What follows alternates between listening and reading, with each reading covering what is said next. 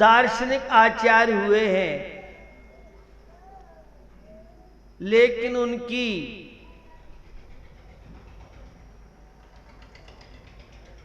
रत्नकंड श्रावकाचार्य कृति आज विश्व में अपनी अनेक विशेषताओं के कारण उसका महत्व बढ़ता जा रहा है। उसमें अनेकों कारका हैं, ग्रंथ यद्यप छोटा है, किंतु आचार्य समंत भद्र स्वामी ने गागर में सागर कहावत को चरितार्थ किया है। उसमें उन अनेकों कारकाओं के बीच में धर्म की व्याख्या करते हुए समंत भद्र स्वामी कह रहे हैं, देशयामी समीचीन धर्मम कर्म निवर्हणं संसार दुखत सत्वान यो धरितत्व में सुखे। मैं उस उत्कृष्ट धर्म की चर्चा कर रहा हूं जो प्राणियों को दुखों से छुड़ा करके सुख की प्राप्ति करा दे। ऐसे वीतराग धर्म का जो भव्य जन आश्रय लेते हैं वे जीवन में क्या प्राप्त नहीं कर पाते। बहुत परिभाषाएं धर्म की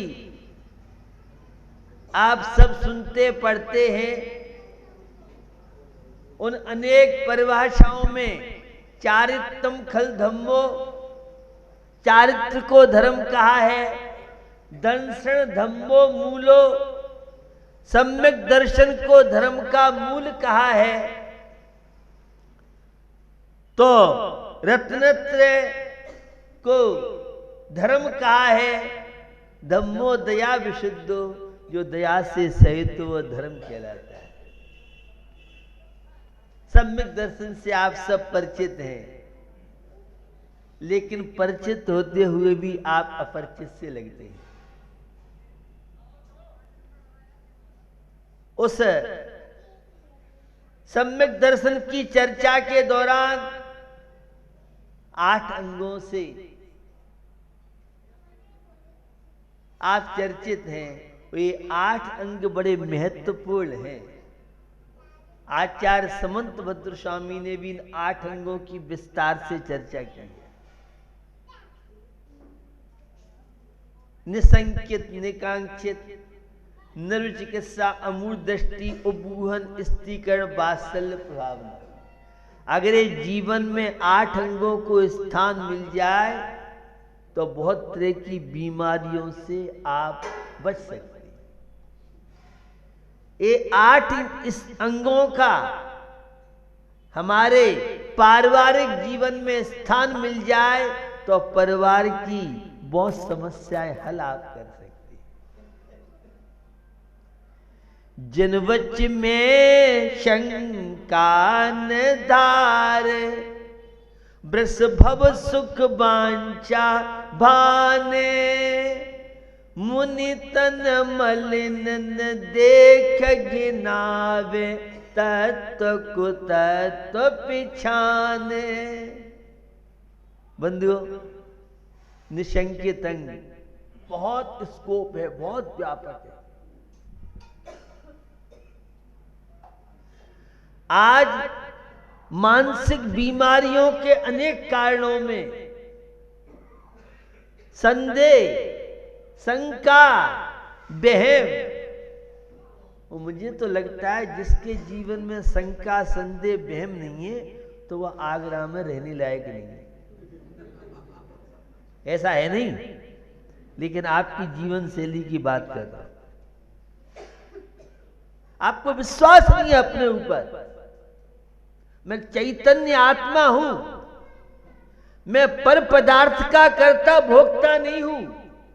मेरी आत्मा का स्वभाव तो मात्र जानना, देखना है, और यह जब समझ में आ जाएगा मेरी आत्मा का स्वभाव जानना देखना है, तो फिर जीवन में शंका नहीं रहेगी। पता नहीं स्वर्ग है या नहीं है, ये नरकों का डर दिखा करके हमें कोई स्वर्ग का प्रलोभन तो नहीं दिया जा रहा है। ये पुण्य का पाप का फल मिलता है या नहीं मिलता है, ये बात सत्य है या नहीं है। और आप तो सब धार्मिक व्यक्ति हो, आज की युवा पीढ़ी, बहू बेटे, स्टूडेंट के अंदर तो ये जिज्ञासा कह लें या बहुत तरह की शंका है। भैया पुण्य पाप का फल तो वर्तमान में आप देख रहे हैं। कहीं जेठानी दौरानी में इतना प्रेम होता है कि सगी बहनों में प्रेम नहीं, ये सब पुण्य का खेल है। कहीं सासू बहू में इतनी आत्मीयता कि मां बेटी में भी इतना प्रेम नहीं। पारिवारिक जितनी भी अनुकूलताएं हैं, ये सब में मूल रूप से पुण्य कर्म का उदय है, और जितनी प्रतिकूलताएं हैं उसमें पाप कर्म का उदय है। यह समझ में आ जाए तो विकल्प नहीं हो। संसार में शरीर स्वस्थ मिला है तो पुण्य कर्म की वजह से, और शरीर में बीमारियां हैं तो पाप कर्म की वजह से। यह हो सकता है कि पाप कर्म के उदय में भी आप आनंद की अनुभूति कर सकते हैं अगर धर्मात्मा है तो। व्हाइट की बात कर रहा हूं, ब्लैक की बात नहीं कर रहा हूं, वास्तव में धर्म।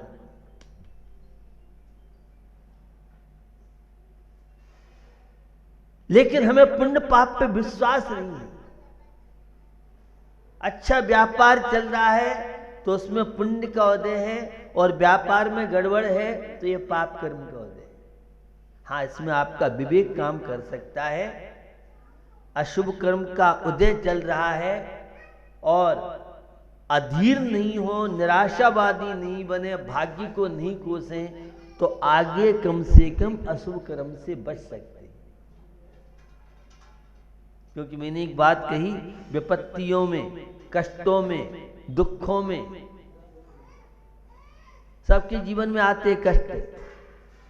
किसी का जीवन एक सा नहीं रहता है, ये उतार और चढ़ाव तो चलते रहते हैं।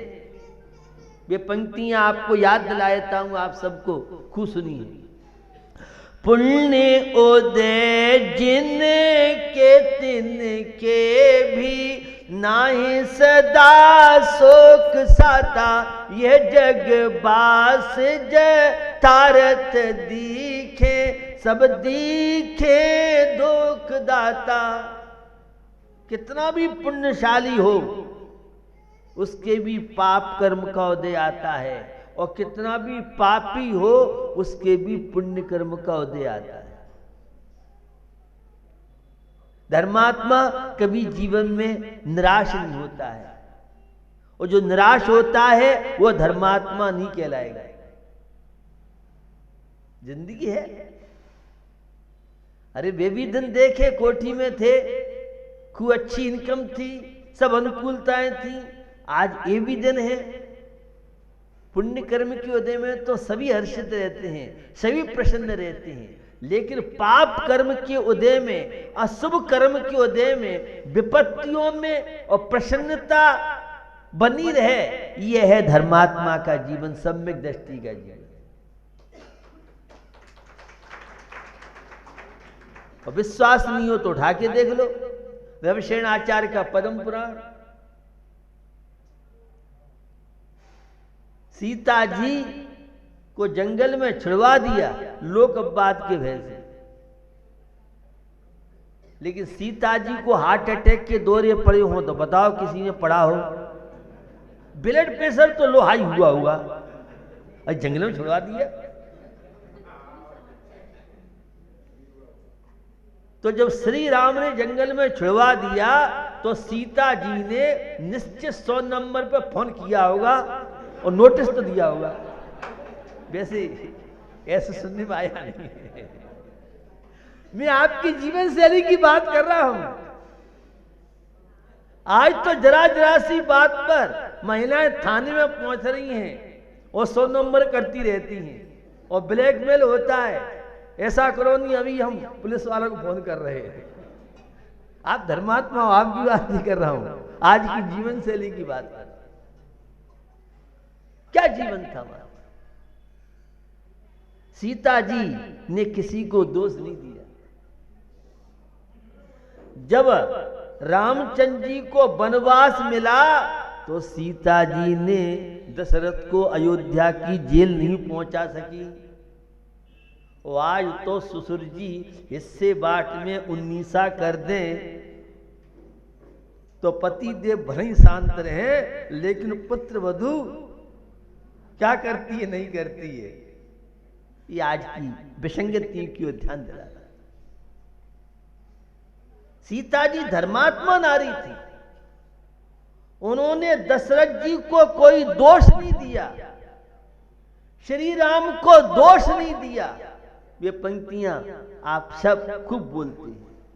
ते कर्म पूरब किए खोटे, सह क्यों नहीं जियरा, अति क्रोध अग्नि बुझाए प्राणी, साम्य जल ले सियरा। बहुत महत्वपूर्ण है। जब भी कष्ट आए, दुख आए, प्रतिकूलता हो, विसंगति हो, जीवन है, जीवन में कभी धूप है, कभी छाया है, कभी सुख है, कभी दुख है, ये तो सब चलता रहेगा। सांसारिक जीवन है। साता वेदनी का उदय है तो शरीर स्वस्थ है, और साता वेदनी का उदय है तो अपोलो का इलाज कराओ, बॉम्बे हॉस्पिटल में जाओ, और तो भी अगर पुण्य का साता वेदनी का उदय नहीं है तो कोई भी मेडिसिन नहीं लगती है। जब भी प्रतिकूलताएं हो, निसंकित अंक की बात कर रहा हूं आपसे,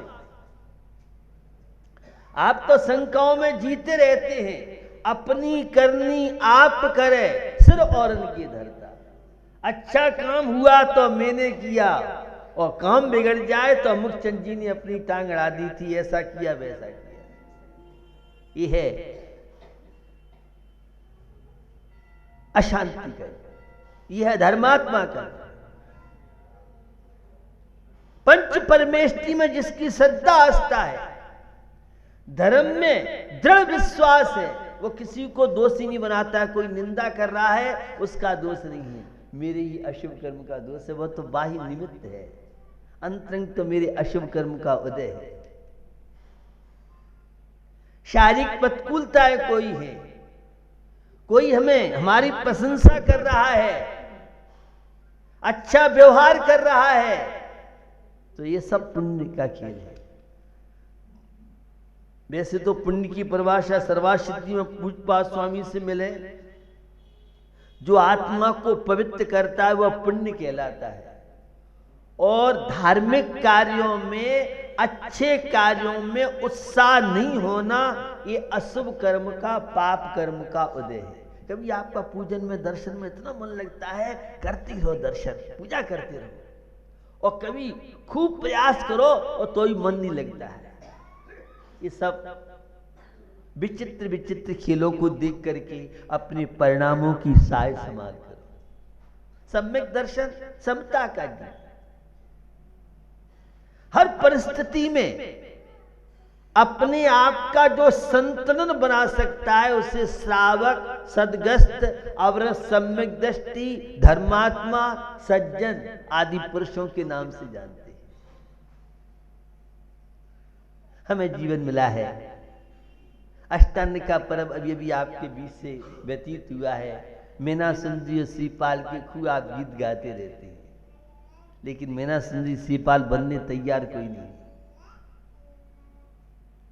कष्टों में रहने के बाद, विषमताओं में रहने के बाद, और परिणामों में मलिनता नहीं आए, यह कहता है निसंकित अंग।